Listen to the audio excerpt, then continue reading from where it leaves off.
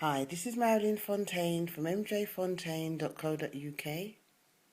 Welcome to the Creative Healing Non-Conventional Pioneer Series, and today I'm going to interview my niece Natalie Fontaine from StyleIcon.co.uk and my cousin Joan Fontaine from JolieCreate.com.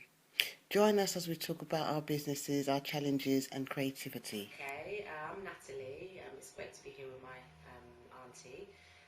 I run a personal styling company called Style Icon. I've been doing that for many years, working with private clients and just recently a well-known band. I also have a clothing line which I've launched on ASOS Marketplace, and I've been doing that for the last year. So yeah, things are pretty sort of moving on slowly but surely. Brilliant. And Joan, you have to speak loud so we can hear. Hi, my name is Joan, Marilyn's first cousin, Natalie's second niece, cousin. Yeah. Yeah, I think somewhere in the line. Anyway, my name's Joan, and I've got a creative arts and crafts company called Jolie Create. I do it along with one of my older sisters, Lillian.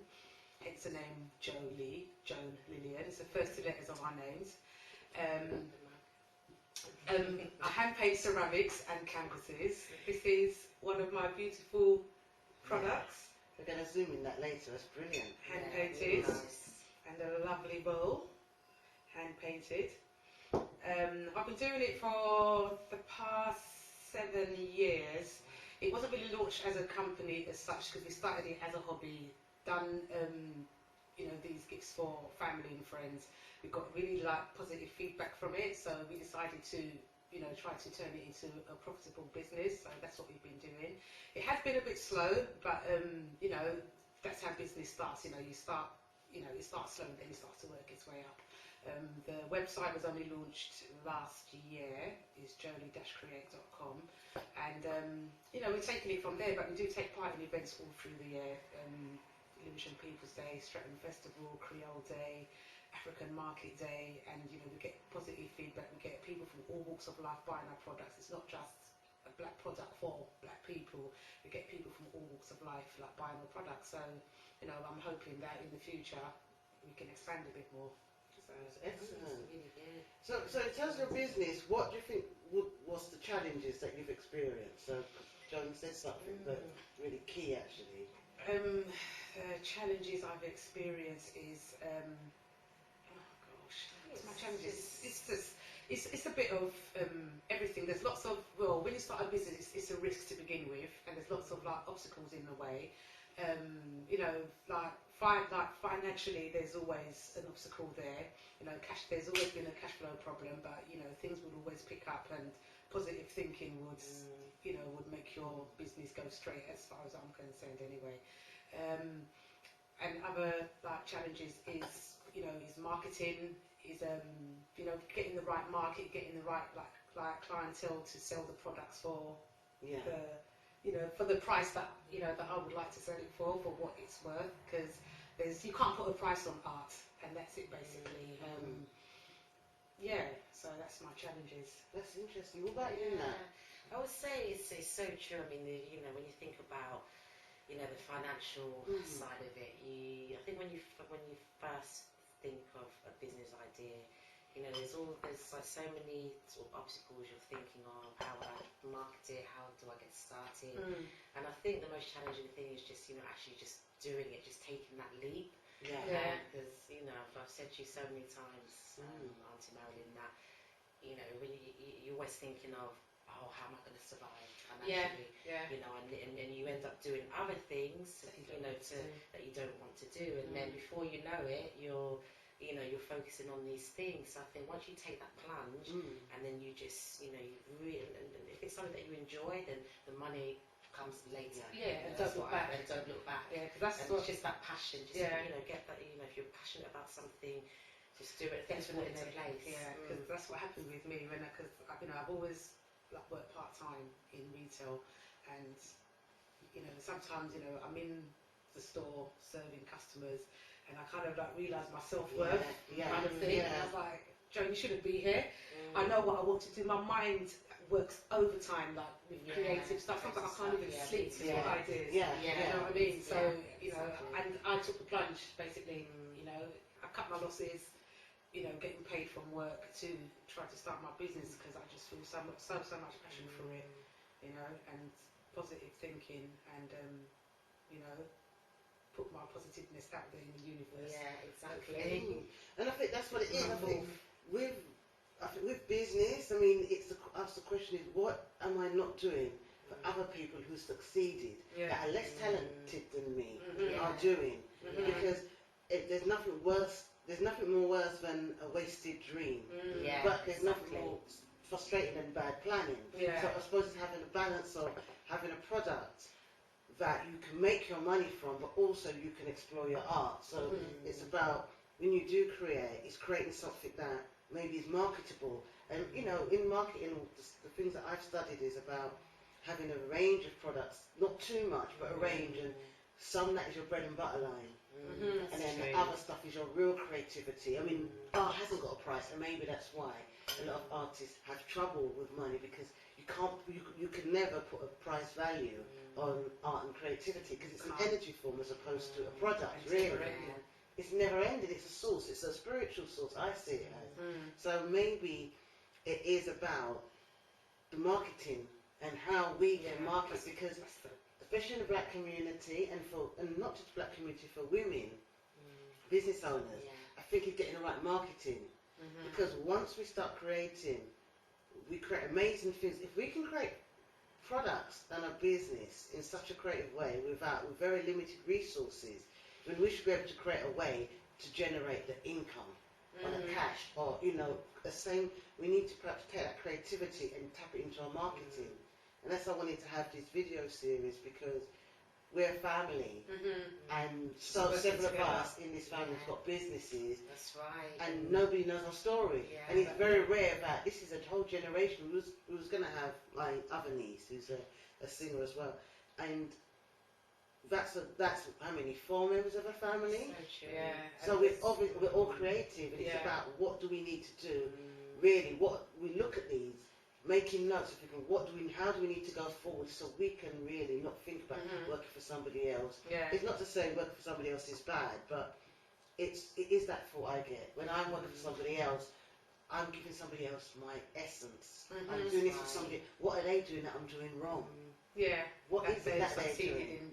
Their company, and I'm begrudging. And then when you feel resentful, you're not good for anybody. That's right. You can't create. So even when you're doing part-time, you can't create totally, because that energy is divided. So and that self-belief sometimes gets split. So I think it's good for a time, but I think in the long run you have to take that plunge. I think you just got to go for it, and if it works, it works. But when you look at people like Steve Jobs, Henry Ford, they succeeded after a long struggle, not just going in. No, it's not overnight success. It's a lot of hard work, sleepless nights. And everything, and sacrificing a lot of things that you love doing, or people that you love, so that you can succeed, and then you can bring them back into your life. So scale of 1 to 10, if you had, how important is it to you that you're doing what you love doing compared to working for somebody else? I think 10 out of 10 out of 10, actually. To be honest, it's 11 out of 10. I'm not even joking. There's nothing more that I love than working for myself.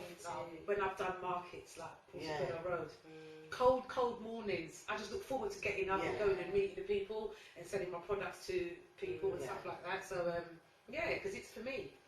It's for me, and you know, it's like a legacy left for my children, my grandchildren, kind of thing. So that's right. It's so true. It's so true. That's how I feel. I'm just so passionate about my thing.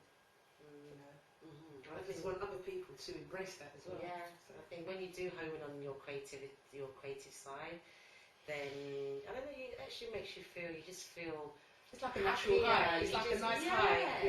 You know, because even though you're tired, it's like when you're working for yourself, you know you're tired. You still but it's a good tired. You know, it's a good stimulating. But when you're like, if you're working for somebody else, and you're doing something that, you know, you don't necessarily enjoy. You could be making so much money, but it's a different feeling. Yeah. It's a different time. Okay, everyone wants to make money, but it's better if you are making money for yourself through your passion, through your own business. Yeah, the passion. Yeah, because there was something that somebody said actually. I can't remember his name. An English philosopher. I can't remember his name. But he said it's best to live a short life and enjoy what you're doing than live a long life and you know, and to do things that you don't enjoy. Yeah. It's a Kind waste of of thing. life. He said it is. It's like it's like a waste of life. It really is. It really is a waste of life. And you know, you could ask, you could go out on the street now and do a survey and ask, it's like 100 people, do you enjoy your job? Guarantee you about 99% would say no. So it's kind of they've always got, you know, I mean, like, I'm glad that I had a plan B. Kind of thing. So you know, I could work for myself. Apart from the, you know, the arts and crafts, I've got a fashion background as you have. Because we used to make clothes and stuff together. You know, so you know, so I've got a plan A, plan B, and a plan C. So you know what I mean? It's hard to explain that much, but I have. You know what I mean? If I wanted to go out there and work in retail, I could get myself a job. And anyway, what did they say about a job? What did just over broke? Who wants That's a job? You pay yourself last for the job. I don't want just a job. I want a career. I want a business. You know, I want to live out my ambitions and and progress and just go up the ladder and get recognition, not just here but abroad as well. So what is it you like? If I ask that question, what is it you like about what you do, Natalie? Gosh, it's just having an idea and then going with it. And you know, like as I said, just sort of through the styling, you know, then that kind of stimulated more creativity. So yeah, I think once you kind of start with one thing, you know, so with your, you know, holistic therapy, then from that you learn about new things to, you know, to through which you show your creativity. So through the styling, I thought I got to learn about, you know, what suits women, their body shapes, you know, different styles. And I thought, wouldn't it be nice to have a label, a clothing line, you know, to kind of complement the advice I'm giving to people. So, you know, if I'm doing a pop-up shop or something, then you can say to women, this is what I have to show you what works for you. So I think it's just the way your creativity develops over time. And you get to meet so many different people. I think that's what it is. I think with you know, with any of your businesses, you know, you could be in one place, you never know where you're going to be from one place if you do an event in another venue, and then you're just meeting people, and then before you know it, you've made another contact, and then, you know, you could maybe collaborate with different people. So I think it's just the spontaneity, and then just again just meeting different so many different people from all walks of life. So is it like experiencing yourself in different situations and experiences? That's what it is. So yes, definitely. You go down one road and then which leads to as a stylist, and then you become a retailer. Then you become something else. So it's becoming. Is experiencing yourself as a person in different situations. You're just creating a storyboard, and you just and it's just amazing. Like you can just, you know, from when one door opens or one door closes, another one opens, or definitely, you know. But it's just amazing, like the amount of people and the synchronicities. Just the experiences that you have, and you know, it's just. You know, it's an amazing thing. It's quite different. If you're in an office, I mean, some people choose that fair. But if you're in the office, you know, you're stuck in front of the computer all day. Whereas if you have your own business and then you're working with, you know, different, being your own boss, working with different events, people, you just learn. You're developing constantly, and you make it your own. Wow, interesting. So what about you, Joan? What is it? I like about what I'm doing. Just being creative. I can't even explain. It's really hard to put it into words. What it is, when I've got an idea in my head, I can't wait to see it finish. So I'll sit there. I really can't wait, especially with like colour combination and what it is. I'd like to sort of like my black customers. I'd create different kind of like images on mugs, on bowls, on wine glasses, that kind of thing. And I find a lot of my customers that come to my store when I have events and stuff, they tend to identify with at least one of the products. Oh, I have my hair like this. Oh, that looks like my sister. Oh, my auntie Jane would like this, or whatever, you know. So they kind of identify with the stuff that I'm doing.